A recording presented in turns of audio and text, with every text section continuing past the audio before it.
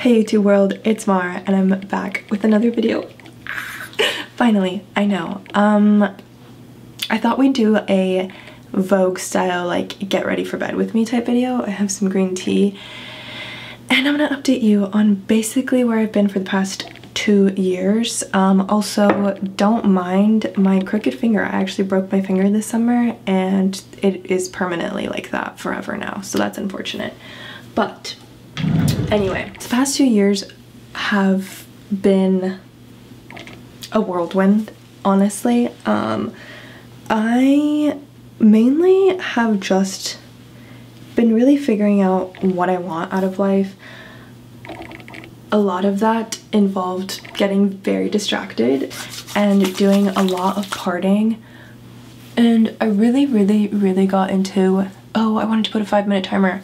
Oh crap. I really got into raving the past 2 years, and don't get me wrong, I feel like I will always have a special place in my heart for raving. I love the music, I love EDM, I love something about just dancing all night and not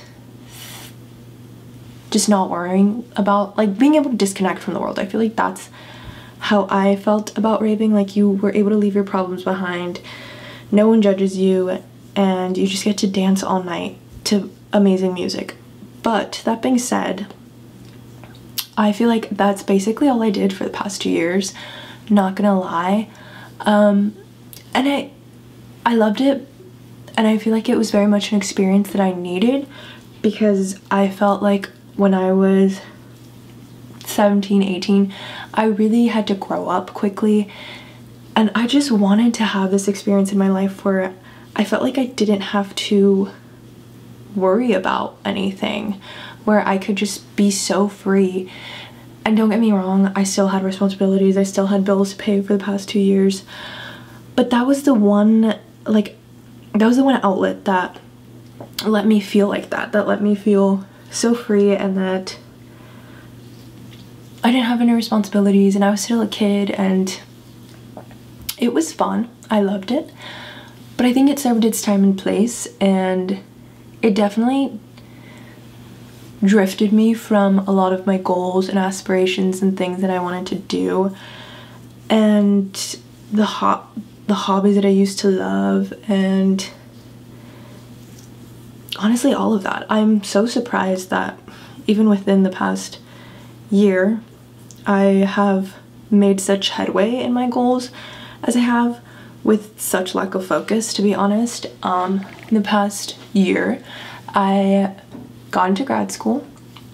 I'm going to school to be a therapist, a licensed marriage and family therapist, and the biggest accomplishment that I think to date for myself, I mean, getting into grad school is a really big accomplishment, don't get me wrong, but the biggest accomplishment that I feel like I've accomplished to this day is moving out.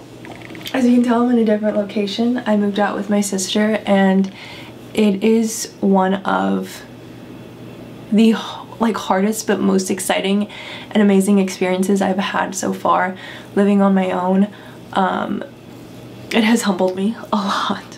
And I feel like it has given me such a deeper appreciation for my mom, because of everything she would do to keep our household sane. Like, no wonder super rich, wealthy people have like house managers, because maintaining a home is just a full-time job in itself. But I digress. So we moved out, and that has been so amazing and I love it. But it was definitely a challenge at first. I had no fucking idea what I was doing. We had no idea how to budget. We had no idea like how to buy groceries, how to plan our meals so we weren't wasting money. It was a real big learning curve, but I wouldn't change it for the world, because it has made me a lot better planner now. On the topic of planning, it's so funny because I just turned 26. My 26th birthday just passed a month ago, and I keep telling my sister how different 26 feels than 25. 25, I feel like your frontal lobe fully develops, but you have no idea how to use it. There's no instructions manual, there's no user guide, there's no index, but everything that you're doing just doesn't feel as fulfilling. Like, everything that I had, at least for me, okay, this is my personal experience, but everything that I had been doing, hence the raving, like it still felt good and it was still fun and I could still make myself have a good time, but I could tell it was no longer fulfilling me in the sense that it used to. And I've been craving new experiences. But at 26, I feel like I had this moment a month before my 26th birthday where I was really just calling myself out on all of the bad habits that I had accumulated over the past 2 years, where financial planning, I have none. Workout routine, completely lost her. Food, I was eating the most junk I had ever eaten. There it is. Like I said, junk food, I had been eating the most amount of junk food I have ever eaten in my entire life. And that was just because I genuinely had just gotten lazy to cook. Which is so funny because when I was living with my mom, I cooked all the time. Like I had meals set out, her and I communicated on who was cooking and what we were cooking and made sure we each liked what we were eating. But here, living on my own, I was eating the most junk I had been eating in my entire life. I was drinking so much soda. On top of that, I was drinking, I would say, at least 3 weekends out of the month, and that is so not normal for me, or it had become my new normal within the past 2 years. And so I was just calling myself out on all of these horrible habits that I had accumulated over the past 2 years. And I was like, I genuinely just don't like the person I am anymore. And that's where I feel like 26 has become different, where I'm like, the frontal lobe is fully developed and I've learned how to use her, and discernment has become a big thing in my life, and planning has become a big thing in my life. Like, I was such a spontaneous person when I was younger. My sister and I would buy plane tickets, concert tickets, do the most random shit just on a whim, and now I've become such a planner in the sense of like, if we're going on vacation, I need to know where we're staying, from what days to what days, kind of an idea of activities, what are we doing, so I know what to pack. And I feel like the biggest shift has been my attitude towards my finances, because girl, not even gonna lie, I used to accumulate that credit card debt. I did not care. As long as I had the credit for it, I would buy it and I'd figure out how to pay it back later. Like, I was like, I'll figure out how to pay it back later. Now that financial, not illiteracy, but the financial disregard for my stability is so different. Like, I want to get my credit card balances down. I want to have a savings. I want to be prepared for the future. I feel like a retirement plan would be a goal of mine, but we're starting small. At least have a savings and have little to no credit card debt. And I think the biggest shift I've felt is in the qualities that I'm attracted to in the opposite sex, because I'm heterosexual. Shocker. I'm just kidding. But yeah, again, I think I used to be more, okay, stop it. I didn't even realize I put repeat. Anyway, yeah, I used to not care in the sense of guys putting in effort to plan out dates, and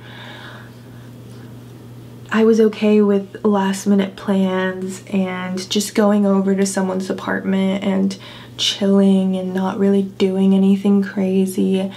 And now I'm like, I genuinely need effort. If you're not planning out a date, I'm not going. If you are telling me at 6:30 to be ready at 8, I'm not going. Like, I genuinely need effort. To me, that shows that you had zero effort, didn't care what we were doing, and are not really that interested in me.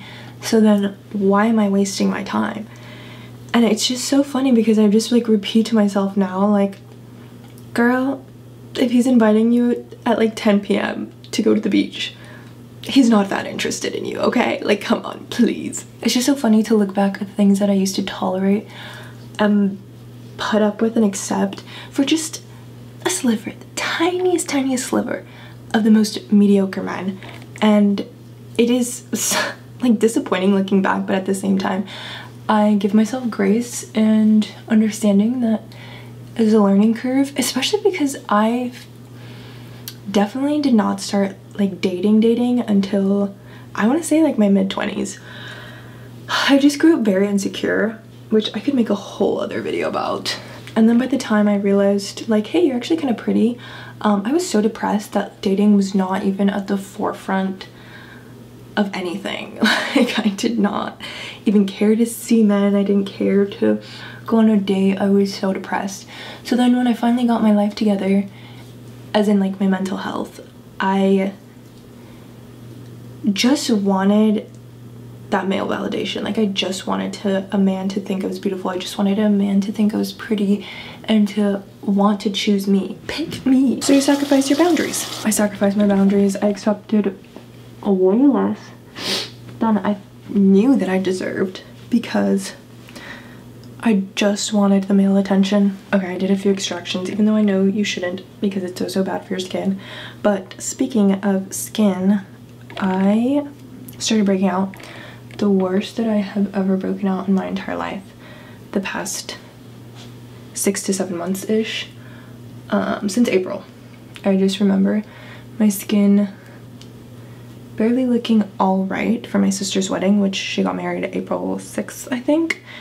And then after that, it just went absolutely downhill. I could make like an entire video talking about that because it has been the most humbling experience of my entire life. Like I said, I grew up very insecure, and then finally accepting yourself and realizing you're not as ugly as you thought was great for my self-confidence.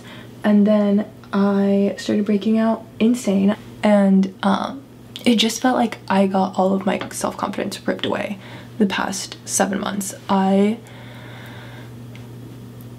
Yeah, I can't even explain. Like, I can, and I will probably make a whole different video about it, but it's something that it's hard to put into words until you actually experience it for yourself. And I hope no one ever has to experience acne for themselves because it just sucks. But I guess what I can say is that it just fucks with your psyche so hard. Any kind of insecurity that completely alters the way that you are used to seeing yourself in the mirror mentally fucks you up because you're just like, who is this person here? I literally do not recognize her. I don't know who she is. This is not her. And you still have to like words of affirmation tell yourself she's still beautiful, I still love her, I still know she is worthy of receiving love, even though you feel like you have no idea who this girl is. And that's kind of what I've been experiencing the past 7 months. It has been absolutely so rough, and I don't even really want to get my hopes up that I see the light at the end of the tunnel, but I cannot explain the amount of different products that I bought, honestly the amount of money I've wasted on products, hoping that it would be like a miracle cure. No product is gonna be a miracle cure because I know the frustration and I guess sadness of somebody telling you their secret recipe to clearing up their skin and then it doesn't work for you. And I also know the sadness and annoyance and frustration with other people recommending things for you and you being like, you literally don't even understand how many different things I've already tried and nothing is working. That being said, my skin breaking out as badly as it did, I just had no desire to be on camera, to record myself, put on a happy face that my acne is not as bad as I think it is, and to then play that footage back for myself and edit it and then nitpick what my skin looked like and I just had no desire to do that whatsoever, which sucked because I feel like I really let go of a lot of my hobbies because of that, because a lot of it involves photography or videography, and it was obviously sad. But I feel like I'm barely obviously working back the confidence to be back on camera and understand that acne is so normal. But it's so hard to tell yourself that and to believe in yourself when you're going through it, because you could be like, well, somebody else is so strong and they can do it, and obviously no one's being super mean in the comments because people understand how sensitive of a topic acne is, but I don't think I can do that, and then I would just talk myself out of it. Slightly jumping back to my whole shift in my frontal lobe and the shift that I feel at 26, and me realizing how much more I deserve from men. As obvious as it is, my dating life has been non-existent. I think I went through maybe 3 situationships, and they were traumatizing, to say the least. And then I was like, okay, I'm done dating. Then I went on a date in like June, and it was honestly quite traumatizing that I was just like, you know, let's forget about a summer fling. A summer fling, I don't need it. Honestly, I am not even sure when I will get back out there, because if that is the tier and quality of men that I am attracting, I clearly need to do some introspection and like level up, because I don't want to attract that type of man ever again. A part of me has like, why was that so bitter? It's green tea. I don't know. Okay. A part of me feels like gosh, I lost my train of thought. I was talking about dating. I feel like me slightly dissecting that date and the type of man that I attract made me realize how much I have my own commitment issues, because I just kept telling myself I keep attracting a man that just doesn't want to commit and blase, like emotionally unavailable, and I'm like, okay, but I truly believe you attract the type of person you are. And the more I thought about it, the more I was like, yeah, you know, you actually do have kind of big commitment issues. And I know that stems from my dad leaving us when I was like 17, 18. And I thought I had worked through it a lot more, but it's like one of those things that you work through it in theory and you have it like the back of your hand in theory, but when you actually go and put it in practice, girl, you do not know what the fuck you're doing. Like, you don't realize how much more deeply ingrained those patterns are in your subconscious until I'm dating and I'm attracting the same type of man over and over again, and then I keep saying the man doesn't want to commit, they have commitment issues, and then it's like, well girl, actually you're not as emotionally available and wanting or willing to commit as you think you are. And that was a hard pill to swallow, not gonna lie. More so because I really thought I was an emotionally open person. I thought you know, I've processed a lot of my traumas, like I am ready for a relationship, and then I started dating, and girl, I'm a runner. I am absolutely an avoidant attachment style. Like, work through trauma or work through problems with a man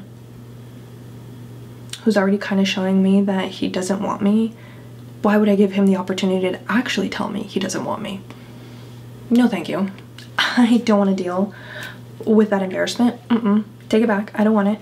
So that's where I was like, I am the type of person to run before I am left. When I get like, you give me just the most minuscule inkling of feeling that you don't want me, I am running. I'm like, fuck no. no way am I gonna stick around for you to tell me you actually don't want me. So yeah, clearly I've got things I have to work through. Tying that back to getting to grad school to become a licensed marriage and family therapist, I have to take therapy of my own because obviously you can't practice what you can't preach what you don't practice.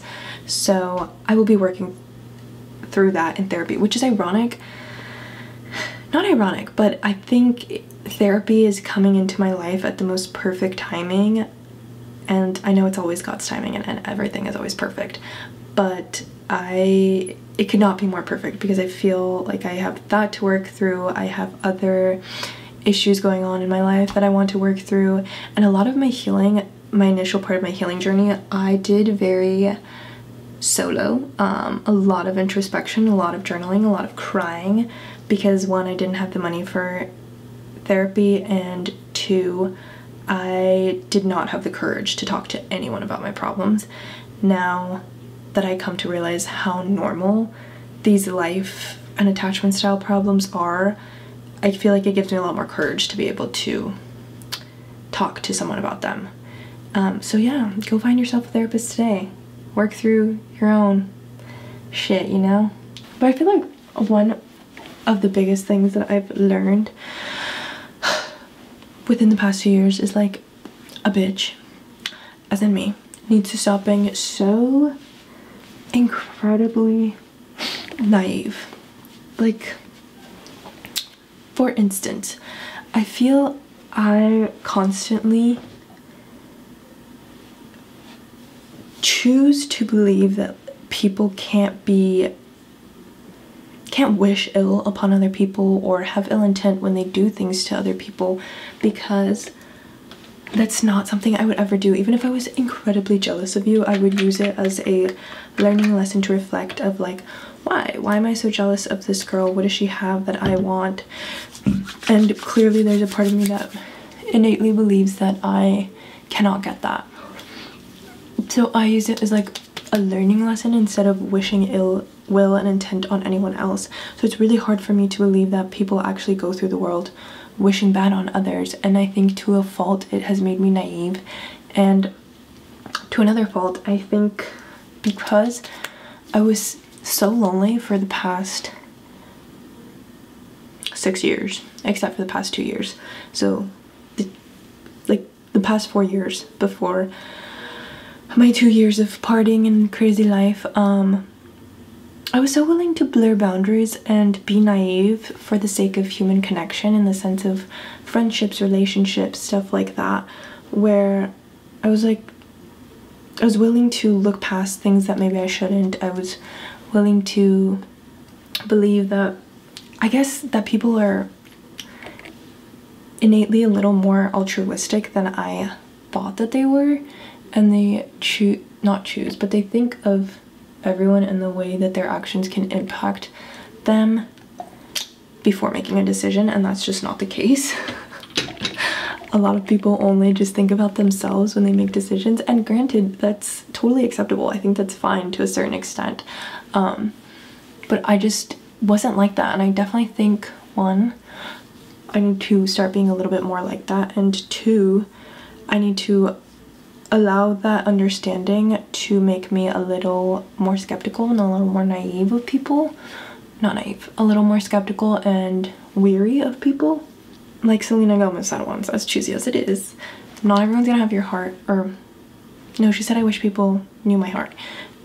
Scratch that. Okay, not everyone is going to have your heart, and not everyone is going to act upon things and emotions the way that you would. And I feel like that has been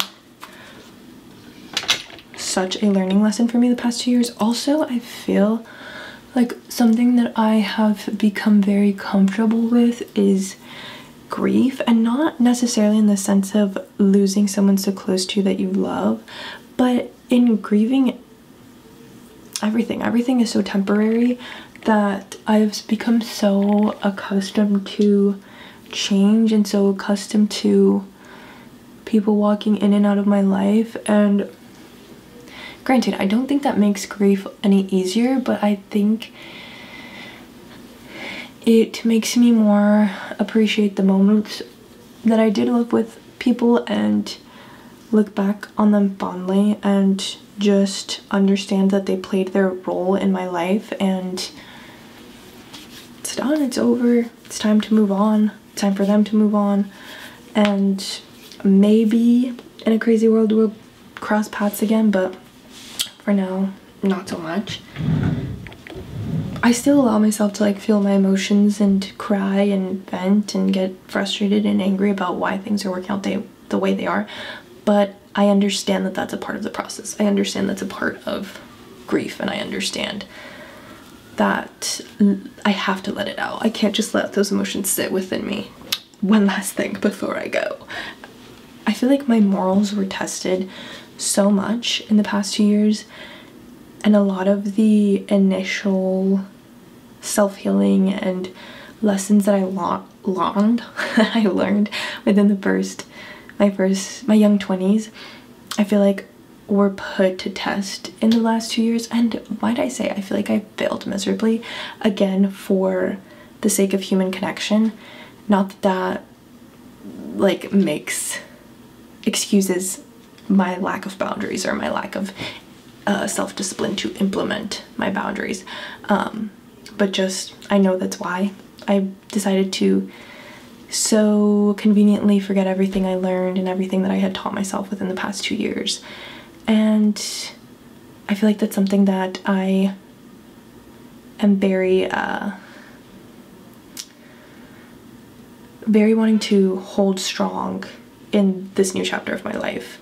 Know my morals, know what I stand for, know it's okay to have a differing opinion than someone else, and to like stand for something. I feel like that was something I learned recently. Like, it is important to have your own opinion and to stand for something. Even if you were dead wrong, it's so okay that that was your opinion, and then later on to reflect and be like, holy shit, I was wrong, sorry.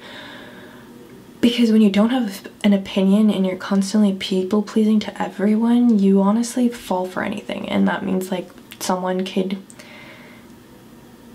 be saying something about this, and then you say yes to them, and then you're turning to someone else and you're saying no because they said no, and it's just like you're such a wishy-washy person. I don't want to be a wishy-washy person. So I feel like I have become okay with vocalizing my opinion and having differing opinions and being able to stand behind it whether other people like it or not. I don't know. I'm so excited for 26, this 26th year of life. I feel like